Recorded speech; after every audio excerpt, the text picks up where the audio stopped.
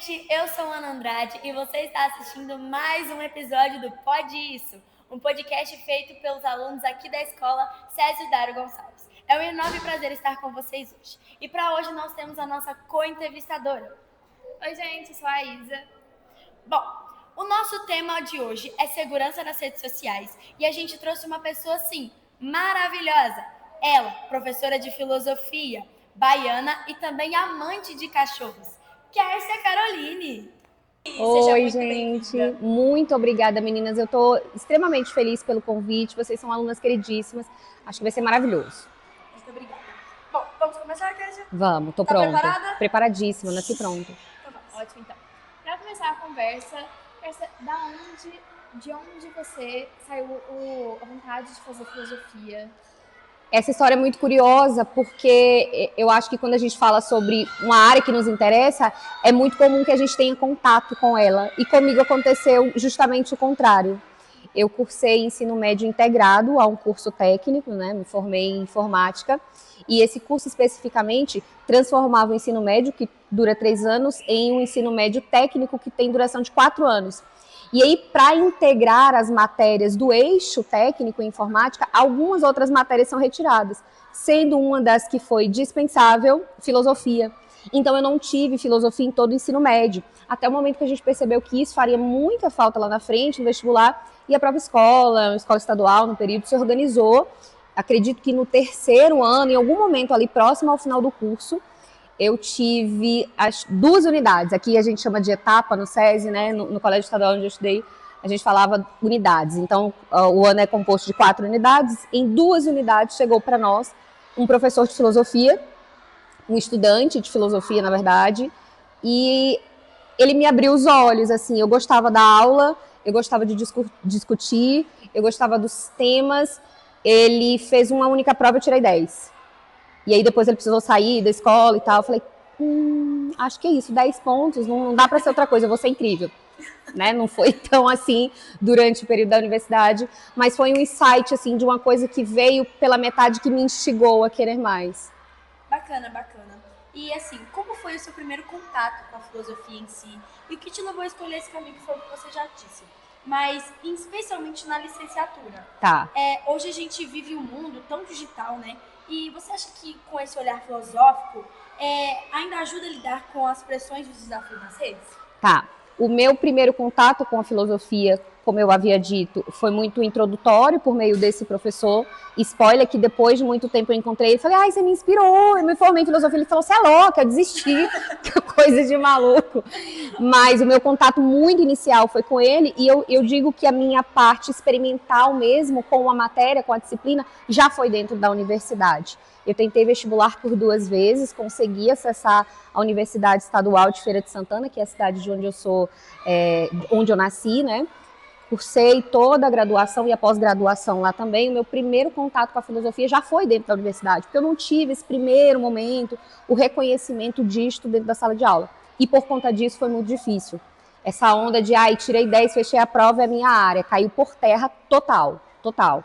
Em relação à docência, eu acho que sobre isso eu não consigo te dizer, porque eu não sei separar o momento em que eu me percebo apta para comunicar, se é que eu posso dizer dessa forma, e com uma certa facilidade de ensinar, de propagar, eu não consigo dizer. Eu posso te falar de uma Kércia miúda, quando criança, que alinhava as bonecas e riscava o quadro e vai lá, copia todo mundo. Eu consigo te falar disso.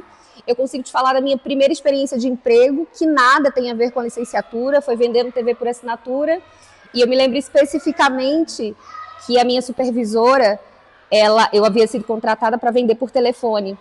E aí, num dado momento, ela chega para mim e ela fala, olha, eu gosto como você comunica, eu gosto do jeito que você aprendeu, quais são os programas, como vender melhor. Vamos fazer o seguinte, ao invés de te mudar de cargo e tal, a empresa tinha uma rotatividade muito grande e ela sugeriu que eu desse o treinamento para os novos contratados. Então, o pessoal que entrava para vender, quem treinava era eu.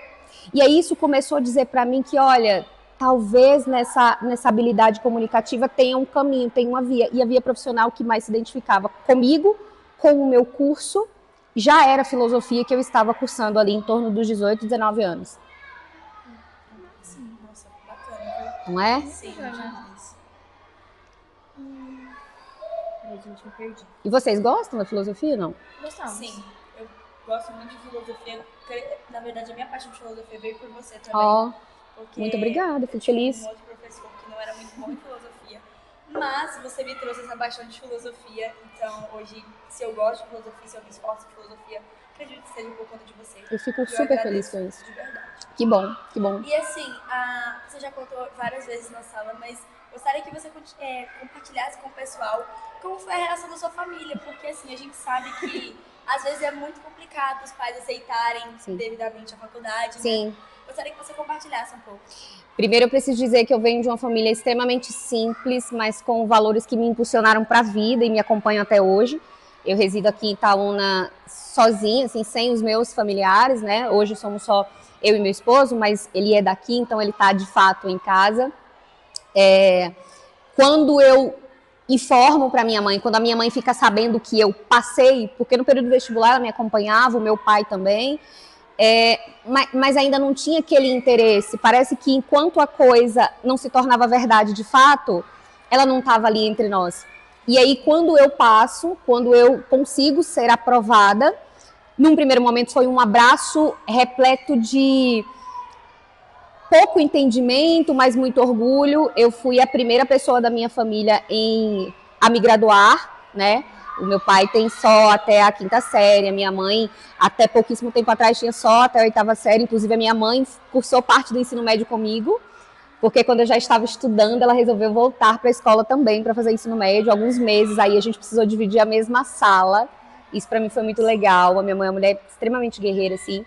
Mas quando eu passo, essa mesma mãe me dá um abraço, fica super feliz, aí me pergunta o que é filosofia. Obviamente eu não sabia discursar, não sabia explicar, porque o que é filosofia já é uma pergunta filosófica, então já é de complexa descrição. Mas minha mãe, muito, muito católica, vai para a igreja, conta para o padre, pede uma missa em ação de graças, e quando ela fala para o padre que a filha dela passou em filosofia, o padre fala: nossa, que incrível, para ser padre, eu precisei me formar em filosofia. E aí ela volta para casa feliz, incrédula, e me abraça e fala: minha filha, você vai ser freira! Coitada, não era o caso, mas foi um processo muito gostoso de aprender junto aos meus pais, a minha família e a minha irmã, que é 5 anos mais nova que eu, o que era isso, ensino superior, que negócio é esse? Muito difícil, muito custoso do ponto de vista financeiro, mas viável. Eu acho muito legal quando a gente, assim, quando você vê história, tipo a sua, de alguém que abriu as portas da família para graduações e para faculdade, e a família ficou feliz junto. É muito bacana, né? Muito legal. Hoje a minha irmã também é formada na mesma universidade que eu estudei. A minha irmã é administradora e a Universidade de Feira de Santana é uma referência tanto para a cidade de Feira de Santana quanto para diversas outras localidades da Bahia do Brasil. Uma universidade que produz muito material acadêmico, diversos cursos, uma infinidade de cursos, um ambiente muito amplo. Me amadureceu bastante enquanto pessoa e me permitiu levar para casa, para os meus pais, esse universo, né? Essas novas oportunidades, essa vida que se abria diante dos meus olhos e do deles também, através de mim. É muito interessante isso. E falando mais um pouco sobre os adultos, a gente sabe que o cyberbullying e a violência online não são mais problemas só dos jovens. Não. Bom, você sente que os adultos também estão envolvidos nisso? Seja como vítimas ou até mesmo sem se perceber como praticantes? E antes da internet, esse tipo de comportamento, ele era diferente? Olha, quando a gente fala de cyberbullying, a gente precisa entender que nós estamos falando de um comportamento que migrou. O bullying, o preconceito, a discriminação, a injúria, todos esses parâmetros sociais que buscam invalidar o outro, seja por meio de características físicas ou qualquer outra instância que pode ser ofendida, afetada, isso já existia fora da internet, neste mundo real que a gente vive. Quando a internet chega para nós, e nesse momento que nós vivemos, né, no século XXI, ela se aposta de todas as vielas da nossa vida. Ela se aposta de todas as entrelinhas da nossa vida. A gente consegue marcar um exame, a gente consegue fazer uma consulta online, a gente consegue pedir comida, a gente consegue programar uma viagem, fazer compra de um show. Então, muitas, muitas, muitas coisas do nosso dia a dia hoje podem ser realizadas e solucionadas através da internet. Essa é a parte boa. só que a parte ruim vem junto. Ela se integra a isso. E aí eu acredito, e alguns filósofos vão balizar essa minha crença, que o cyberbullying, ele se aprofunda, ele começa a ser exercido com uma intensidade muito maior, porque com a internet eu tenho a possibilidade de, estar distante desse sujeito que eu ofendo, que eu pretendo reduzir a vivência, e 2, eu não tenho a pessoa dele, eu não tenho a cara dele, eu não me enxergo nesse sujeito. A empatia é um viés de respeito, de tolerância, de entendimento que o outro sangra como eu, sente como eu, sofre como eu. Quando a internet torna isso nebuloso, quando eu não sei quem é o rosto, quem é a pessoa, qual o rosto dela, se torna muito mais fácil e muito mais aprofundado e criminoso afetá-la, ofendê-la, reduzir a existência dela. Eu lembro de eu ser pequena, assim, e estar sentada. Meu pai, quando eu era mais nova, meu pai assistia muito jornal. A gente tem que perder um pouquinho, sabe? Porque fica difícil assistir jornal hoje em dia. Sim. E ver tanta coisa ruim acontecendo. Mas eu lembro de eu estar sentada do meu pai e tô passando.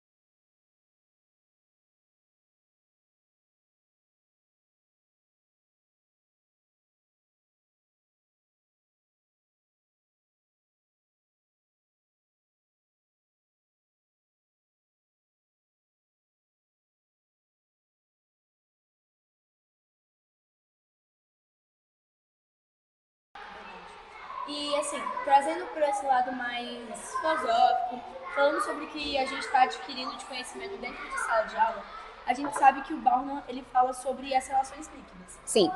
E relações líquidas frágeis e passageiras. Sim. Você percebe que essa fragilidade também está também nas conexões que criamos online? Seja nas amizades, nos afetos, ou até mesmo ao debater com uma pessoa. Sim, absolutamente. Quando o Bauman fala dessa modernidade líquida e ele faz contraste com a solidez, até para trazer para a gente essa lógica da materialidade, de representar para nós o quão esse estado mais líquido tem que expor uma fragilidade, ele está dizendo para a gente o seguinte, olha, o desenvolvimento do mundo, Bauman está num momento ainda bastante inicial desse ideal de internet, ele está falando inicialmente ali da globalização, dos lugares de onde o capitalismo nos levou, e aí ele vai falar, olha, essa nossa busca por lucro, essa nossa busca em validar a nossa existência sempre sendo bem visto, bem colocado, vai fazer com que nós tornemos as nossas relações espaços de performance. Não é mais eu, ou melhor, não sou mais eu e a minha profundidade.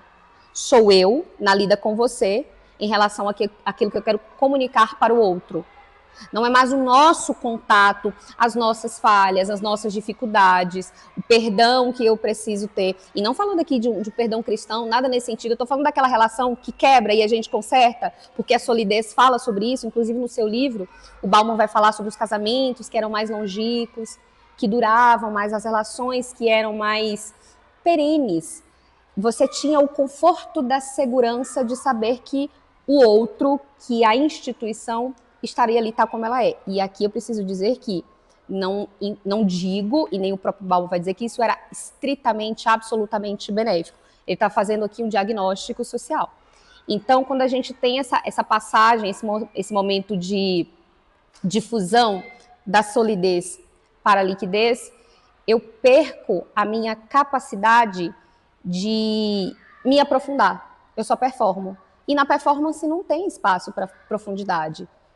Eu preciso me colocar como outro, até porque a nossa imagem vende, a pessoa que eu sou vende. Pouco antes do podcast começar, a gente estava falando do assunto do momento, que é... A Virgínia. Claro, não tem outro assunto. Eu tento fugir todos os dias, mas os meus alunos eles fazem isso. Eles trazem a Virgínia para a sala. Ela nem sabe, mas ela está na sala todos os dias. E aí a gente fala da Virgínia e eu acho que cabe, e talvez eu faria essa pergunta na sala, o seguinte: aquela mulher que é vendida, que nos é acessível por meio dos stories, ela lida, ela vive, ela é de fato aquele sujeito que se apresenta ali na sua vida particular? Aquilo, provavelmente, supostamente, é uma imagem que precisa ser vendida, que precisa ser comprada, porque eu tenho ali os visualizadores, os sujeitos que estão vigiando, e eles querem comprar. Se em alguma medida estiverem sendo iludidos, confundidos, eles querem isso, porque na liquidez eu desejo muito mais essa ilusão contemporânea capitalista do que uma relação complexa. Né? Você quer ver só a vida das pessoas, porque na internet tudo é perfeito e você não tem aquela preocupação real com problemas. Isso. A Virgínia, vou usar de exemplo ela, porque assim, não dá pra você entrar no Instagram e não ver alguma coisa dela. Nem que seja buquê ou pedido de namoro, ou ela visitando o Vini Júnior lá em Madrid. Mas, ou ela comprando um carro, ou um grande problema de, nossa, eu tenho que levar as Marias, tanto no hipismo quanto no balé, eu não tenho pra poder e tem que levar. postar, porque as Marias têm fãs. Exatamente. A Maria Flor, ela tem uma legião de fãs só pra ela. É uma coisa surreal, uma criança tão nova, ter tanta gente seguindo ela. Sabe o que eu acho que rola da gente pensar, se você me permite? Você trouxe a filha da Virgínia, tudo. O processo de adultização, né? Sim. O quão as crianças precisam ser crianças para ter espaço até para errar, para cair, para ser, entre aspas, para ser boba, para que o seu erro de criança e a sua descoberta e aqueles momentos iniciais que só as crianças desvendam, não seja jogado na internet. E aqui vale lembrar que na internet nada se perde, tudo fica armazenado em algum canto, e a criança passa a ser modulada, a vida dela passa a ser balizada, o comportamento dela, a pessoa que ela vai ser no futuro, passa a ser organizada pelo retorno do outro, da gente que está em casa olhando o story, julgando, nossa, ela engordou, nossa, ela emagreceu, nossa, olha como ela se comporta. Outro dia eu estava vendo alguns comentários falando sobre como supostamente algumas crianças, nossa, mas ela tem um jeitinho, eu acho que ela vai ser isso, eu acho que... Como que a gente consegue comunicar sobre isso? Isso vai impactar essa criança, ela vai ter acesso a isso em algum momento. Em algum momento ela vai ter acesso à internet, mesmo que não li, ela vai ter acesso à internet, ela vai ver coisas que estão falando sobre ela. Exatamente. E é a infância dela gravada numa tela pra ela poder ver depois com tudo que os outros acham daquilo. Quando a gente vive só pra gente, você não tem muito acesso do que os outros falam. Às vezes os seus pais não te contam o que acontece. Sim. Ou você mesmo não tem muito entendimento do que as pessoas falam sobre o seu jeito, ou sobre o que você faz, mas na internet as pessoas deixam registrado. Tem os comentários ali que você vai poder acessar depois. E eu vou sugerir sempre essa provocação para vocês. A gente tá falando da Virgínia, mas se a gente pegar essa lente e virar, a gente tá no olho desse furacão também. Sim. O nosso Instagram é prova disso. O nosso Instagram não representa quem somos de fato. Ele é uma vitrine. Eu não me coloco feia do jeito que eu acordo, maluca, com o cabelo para cima no Instagram. Jamais. Jamais faria. Quando eu tenho dúvida sobre algo, quando eu estou triste, nos dias em que eu estou enfurecida, quando algo me afeta negativamente e eu sofro, eu não exponho isso. Eu não quero que as pessoas assistam isso. Até porque se a gente está falando de uma sociedade moderna, líquida, de performance, não há espaço para o acolhimento do meu sofrimento, pelo contrário. Ele vai ser usado como um gatilho contra mim em qualquer momento que eu estiver mais fortalecida, porque as pessoas descobriram onde eu sangro. Isso é sobre a fluidez das relações. Um exemplo disso que a gente pode usar, que eu acho que os meninos vão lembrar mais, na época da pandemia, muita gente postava assim nos stories: ai, alguém cal, ai, tô tão sozinha hoje, tipo assim, nos status. Ninguém ligava, ninguém falava nada. E falando sobre essa coisa de status, de ter que viver assim, a gente sabe que a busca pela perfeição e pela imagem ideal, ela parece dominar muito as redes. Sim. E como você enxerga essa pressão? Isso especificamente para as mulheres em si. Tá. Você quer responder? Depois eu pergunto outra. Eu respondo porque eu queria falar, você usou uma palavra muito pertinente que a gente não tinha pontuado, pelo menos não me recordo, que é a questão da solidão. O próprio Bauman vai dizer isso. Ele vai dizer que um dos resultados mais acessíveis, mais perceptíveis da fragilidade das relações é a solidão. E mesmo essa solidão é mascarada, porque a gente vai estar sempre, provavelmente, em meio a multidões. A gente vai ser, provavelmente, muito seguido, falando especificamente de redes sociais. Entretanto, ainda assim, nós vamos nos sentir só. Por quê? Porque não encontraremos espaço para ser de fato, para nos expormos de fato. Sabe aquela amiga que você abre o peito e rasga e fala: olha essa ferida aqui, e que vai usar isso como um meio de propor para você um questionamento que vai te trazer um amadurecimento, tocar naquela sua ferida e falar: olha, eu acho que aqui nesse ponto você não tomou a melhor decisão. A gente perde o espaço para isso. A performance não oferece espaço para isso. O capitalismo está buscando um lucro incessante. Eu não tenho momento para te ouvir. Por outro lado, eu também não quero que você saiba das minhas dores, porque você pode usar isso contra mim. E esqueci a pergunta. Qual que era a outra? Desculpa. Como você enxerga essa pressão, especialmente pro lado das mulheres adultas? Porque, ao mesmo tempo que existe uma adultização pelo lado das crianças, existe dos adultos também. Sim. São adultos sempre postando uma foto seminua ou alguma coisa assim. E essa pressão por busca de perfeição, como que você enxerga isso hoje? Tá. Apesar de você ter trazido a questão da pessoa adulta, eu acho que quando a gente chega nessa fase adulta e mantém esses ideais de exposição, e aqui não é uma crítica, né? É uma leitura, porque haverá quem acha que isso é válido e pertinente, e tá tudo bem também. Mas quando a gente fala de criança especificamente, aí a gente não está falando mais do campo da opinião e tudo, porque inclusive há leis que defendem e protegem essas crianças, apesar de nos parecerem pouco eficazes. Eu penso que quando a gente pensa no processo de adultização, é muito comum que o discurso, e é comum e é válido, que o discurso se coloque logo do ponto de vista da sexualidade exacerbada, dessa performance sensual e tal. Mas eu penso que dá pra gente falar sobre outras coisas, outros pontos. E mais uma vez, enquanto eu pensava sobre o podcast e as 1000 questões que vinham na minha cabeça, eu não sou mãe, e eu pensava assim, nossa, eu ando, né, eu lido com algumas mães e tal, já tem algum tempo que eu não ouço, assim, com todo respeito, uma criança ouvir o seguinte: não, isso é conversa de adulto. Dá licença para a mamãe, a gente precisa conversar sobre algo aqui. Vai lá brincar, vai fazer uma outra coisa. E por que isso não está ocorrendo mais? Porque as crianças conseguem elaborar algumas falas que fazem sentido, que parecem conversar com os adultos. E por que elas estão fazendo isso? Porque elas estão tendo acesso a problemáticas, a situações, modos de se portar, de se vestir como os adultos. Eu lido com turmas de Fundamental 2, meninos e meninas que estão iniciando ali a pré-adolescência, e no momento inicial do ano, eu sempre faço um momento de descontração. Uma das coisas que eu gosto muito de questionar é qual o seu sonho. E de algum tempo para cá, de alguns anos para cá, é esmagadora, e eu acho preocupante, em alguma medida, a quantidade de crianças que querem ser youtuber. As crianças querem ser youtuber. A gente deixou de desejar ser astronauta. E eu nem tô falando que aqui vai dar certo, que não vai dar certo. A gente quer ser youtuber, a gente quer ser a influencer. Isso brilha os nossos olhos a ponto de invadir todas as áreas da nossa vida. Então eu vou ter um jeito de falar que eu vou doar pela internet. Recentemente, os educadores de Portugal falaram sobre suas crianças estarem pronunciando o português com a pronúncia brasileira, porque eles estão tendo acesso a youtubers brasileiros, influencers brasileiros, a música brasileira. Então, desde a língua até o modo de me vestir, o modo com o qual me comporto, a roupa que eu acho que é boa ou não para mim, os defeitos que eu descubro no meu corpo. Quem nunca olhou uma foto, uma imagem aqui falando da mulher, que foi o ponto da sua pergunta, ou leu um texto e descobriu em si um defeito que você nunca tinha olhado, porque de fato ainda não era um desejo, ainda não era um defeito, até você descobrir que alguém já havia falado mal sobre isso.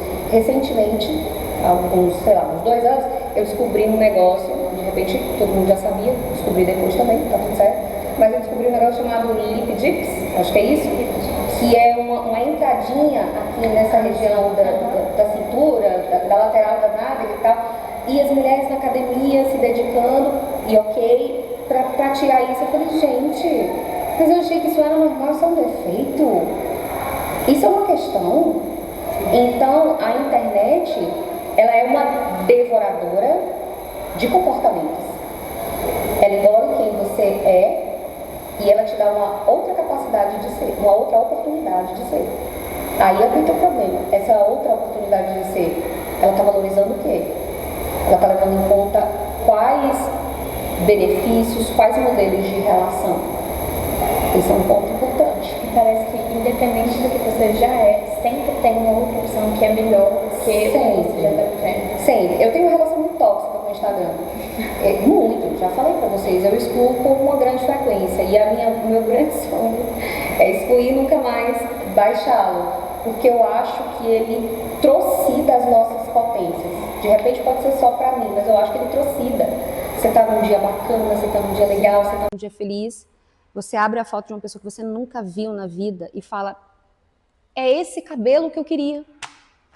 Eu queria esse carro. Nossa, mas ela é professora igual a mim. Como que ela consegue, gente? No final de semana a mulher tá na Espanha. Como que ela consegue? E eu não tô falando de inveja. Não tô falando de inveja. Mas eu tô falando que a gente compara a nossa vida com a do outro. E mesmo quando a gente estava bem e feliz, a gente se permite adoecer. Basta um segundo de você nas redes sociais para você estragar o resto do seu dia inteiro com alguma coisa que você viu. Sim. Não precisa nada mais que isso. Uma lida por cima de alguma coisa que você viu e falou, caramba. E aí, de repente, seu dia vai... Sim. Aquele clima pesado, porque você viu alguma coisa que estragou o dia. E a gente lida com um cenário até talvez mais ameno porque somos anônimas. O defeito não é escancarado, ele não vem como um tapa no nosso rosto. As pessoas não mandam mensagem pra gente falando, nossa, a sua pele, o seu cabelo, o seu corpo. Mas essas outras pessoas que são famosas também lidam com essa carga de ser colocada todo tempo para o julgamento. Eu posso trazer um conceito filosófico? E aí a gente, claro, né? O Foucault, numa obra importantíssima que ele tem, que é uma obra fundamental aí para pessoas que fazem estudo de direito e outras áreas em comum, que é Vigiar e Punir, ele traz para a gente a descrição acerca de um projeto de engenharia chamado panóptico, que é um modelo de prisão ideal, né? O panóptico tem uma área circular, não sei a expertise de vocês, mas de repente, se a gente pudesse colocar uma imagem nesse momento, seria muito legal. Sim. O panóptico ele tem uma área circular com várias celas, como se fosse uma cúpula, e no centro dessa prisão, dessa cadeia, tem uma torre, e ela fica posta e tem uma altura tal que eu, enquanto prisioneiro, sei que em cima, no topo dessa torre, há um guarda, mas eu não sei quando ele está me olhando. Ele está lá. Se eu vacilar, se eu tentar fugir, se eu fizer algum ato errado, ele vai me punir. Ele está lá, mas eu não sei. Eu acho que com o advento das redes sociais essa coisa mudou. Sim. Porque a ideia do panóptico era você ser visto a todo momento, mas você tentava se esquivar dessa vigilância do outro. Sim. Na internet não. A gente se coloca para ser vigiado. Porque a validação... Acabou? Agora, gente, acontece, gente. Eu fui lá pra próxima sala, é onde é o segundo hashtag de manhã. Isso mesmo. Posso só dar uma olhada no telefone? Claro, não precisa me pedir, fica tranquila. Finalidade do mal.